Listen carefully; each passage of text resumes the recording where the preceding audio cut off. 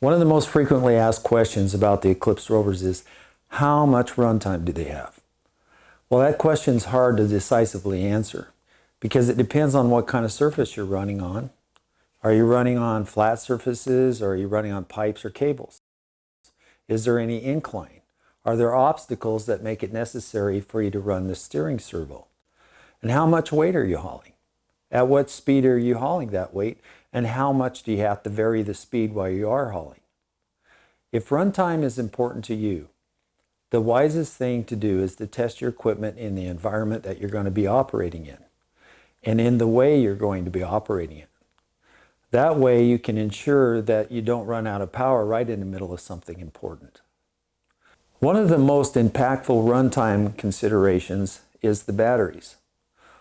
All the Eclipse Rovers are powered by Lipo batteries, like this one, and come with the appropriate batteries installed. And understanding the basics about these batteries isn't really very complicated, but it is important. So there are three things that you should know about Lipo batteries. You look on the battery case, and you have an S number, a milliamp hour number, and the C rating. Each number in the S represents one cell in the battery. Each of the cells is like a separate battery and has a total voltage of 3.7.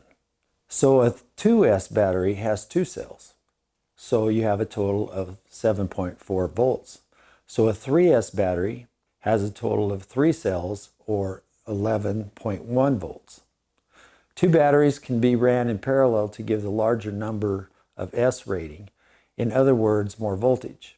Using two parallel batteries is why our brushless systems can produce speeds in excess of 30 miles an hour, while our sensored systems only need one battery to produce the crawling speeds.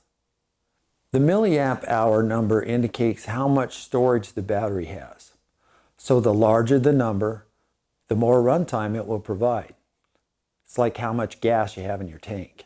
The C rate is the battery's maximum safe continuous discharge rate. If the label says 20C, that means that the battery can be discharged at the rate of about 20 times the milliamp hour capacity of the battery until it's depleted. I know that's a little bit of math, but it's important because if you use too low of discharge rate, you can burn up the capacitor on the electronic speed controller, and that would not be a good thing. The Eclipse Rovers come with the appropriate batteries already installed, and you can purchase additional batteries on our website, eclipserover.com.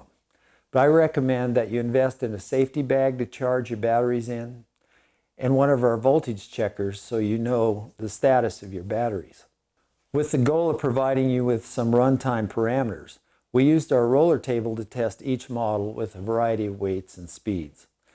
We used the throttle knob on the controller to achieve a constant slow speed, and the trigger throttle on the controller to hold the full speed. It's important to know that you're going to get a lot less resistance out of a flat surface than you are out of these rollers.